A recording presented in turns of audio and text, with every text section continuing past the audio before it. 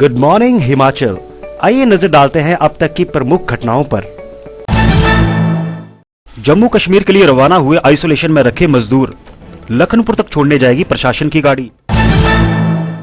करसोग में खाई में गिरा पैदल घर जा रहा बुजुर्ग। अभी खत्म नहीं हुआ है कोरोना का कहर, हल्के में ना ले कर्फ्यू। मनकोटिया का सीएम पर वार, 2 दिन में फैसला बदलना मेरी समझ से परे। कोरोना ने बदल दिए शादी ब्याह के तौर तरीके, मां बाप ने वीडियो कॉलिंग पर निभाई पूरी रस्में। अब समाचार विस्तार से। जिला कांगड़ा के तहत जवाली में संत निरंकारी भवन आइसोलेशन सेंटर ढंग से 14 दिन का आइसोलेशन पीरियड पूरा करने के बाद 7 लोगों को छुट्टी दे दी गई है। ये 7 व्यक्ति राजौरी के रहने वाले हैं जो कामकाज के लिए हिमाचल आए थे। वे बिल्कुल स्वस्थ हैं और इन्हें प्रमाण पत्र देकर भेज दिया गया है। इन्हें जवाली से लखनपुर तक का परमिशन लेटर भी दे दिया है। वहीं एसडीएम जवाली सलीम आजम ने कहा है कि प्रशासन अपनी गाड़ियों से इन्हें लखनपुर तक छोड़ने जाएगा। वहीं जयसिंहपुर से मुस्लिम समुदाय के करीब 29 मजदूरों को प्रशासन की तरफ से 2 गाड़ियों में भेज दिया गया। ये गाड़ियां इन्हें जम्मू कश्मीर के लखनपुर बैरियर तक छोड़ेंगी। इस दौरान प्रशासन की तरफ से कानूनगो नरेश मिश्रा व पुलिस बल के 2 जवान साथ में भेजे गए। वहीं पद्धर से भी 30 मजदूरों को जम्मू कश्मीर भेजा गया। अब जनहित के लिए यह संदेश।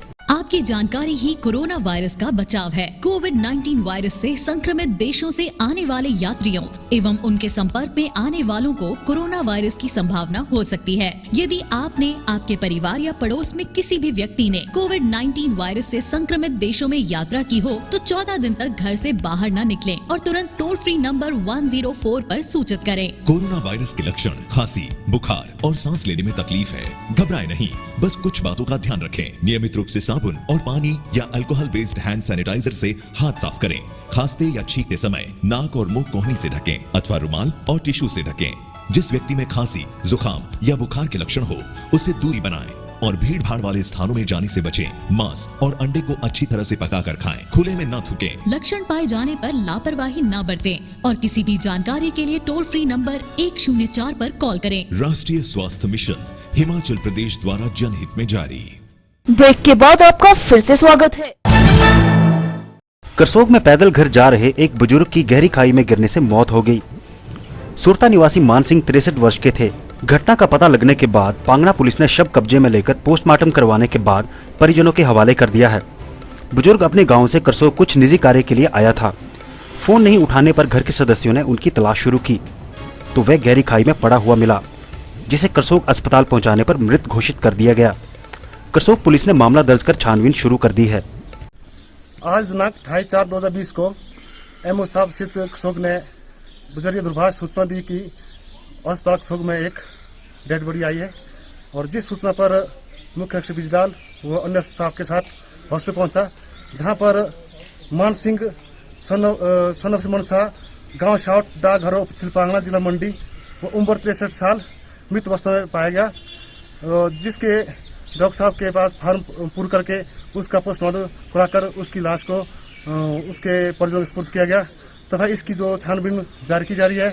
और सूचना में बयान में यह पाया गया कि यह मान सिंह दिनांक 26/4/2020 को अपनी बेटी के घर सो गया था, जिसके उपरांत दिनांक 27/4/2020 को यह अपनी बेटी के घर से अपने घर शाउट जा रहा था। जब यह रास्ते में स्नाट के पास पहुंचा तो यह पांव फिसलने कारण गिर गया है, जिसकी इसकी मृत्यु हुई है। ब्रिजलाल जी, कितना नीचे ढांक से गिरा है? ढांक से करीब यह 15-20 फुट नीचे गिरा है और अब बाकी इसके बारे में तस्दीक जारी है, छानबीन शुरू की जा रही है। धन्यवाद जी, बहुत बहुत। कर्फ्यू के दौरान नियमों की अवहेलना करने पर ऊना पुलिस ने सख्त रवैया अपनाया है। मंगलवार को बिना अनुमति के वाहन चलाने पर पुलिस ने चालान किए हैं ताकि नियमों की अवहेलना ना हो सके। ऊना मुख्यालय पर रेड लाइट चौक पर पुलिस ने वाहन चालकों के पास चेक किए, लेकिन कई वाहन चालक बिना पास पकड़े गए, जिसके चलते पुलिस ने इस तरह के वाहन चालकों के खिलाफ कार्रवाई की। कोरोना का कहर अभी तक कम नहीं हुआ है, लेकिन लोग सरेआम नियमों की अवहेलना पर उतारू हो गए हैं। वहीं सरकार की ओर से कर्फ्यू में ढील मिलने के बाद पहले ही दिन लोगों की मनमानी सामने आई थी, जिसके चलते प्रशासन ने सख्त रवैया अपनाया ताकि अब लोग नियमों की अवहेलना ना करें। वहीं जिला प्रशासन की ओर से भी मंगलवार को आवश्यक वस्तुओं की दुकानें खोलने के निर्देश दिए थे। बहरहाल अभी भी लोगों को जागरूक रहने की आवश्यकता है ताकि कोरोना का कहर ना बढ़ सके।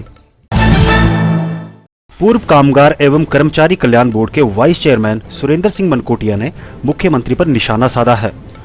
उनका कहना है कि मात्र 2 दिन में ये निर्णय बदलना समझ से परे है कि कोरोना वायरस के लिए मुलाजिमों का 1 दिन का बेसिक नहीं बल्कि वेतन कटेगा।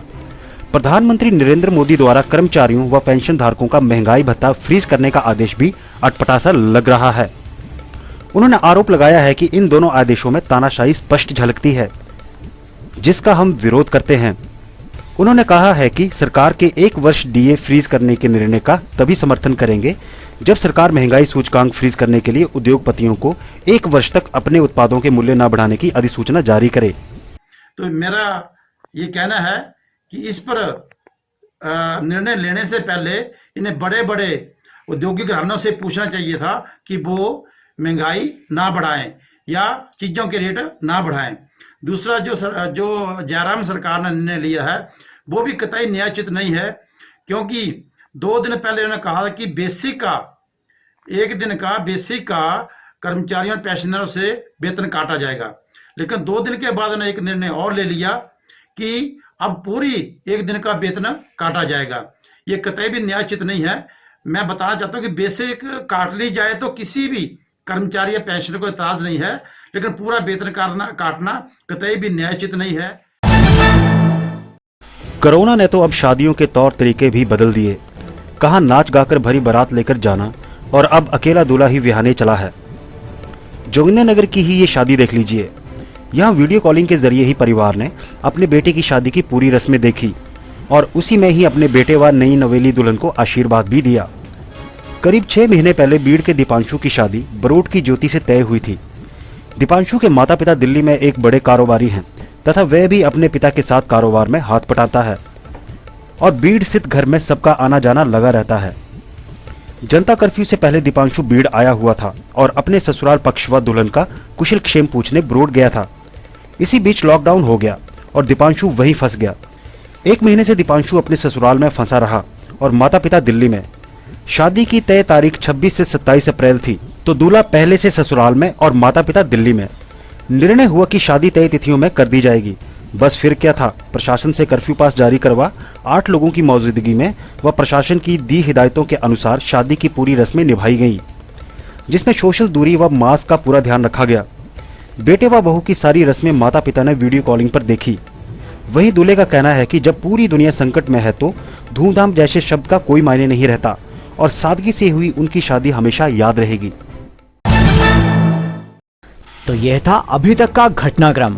बने रहिए दिव्य हिमाचल टीवी के साथ। शीघ्र मिलते हैं अगले कार्यक्रम आज दोपहर हिमाचल में।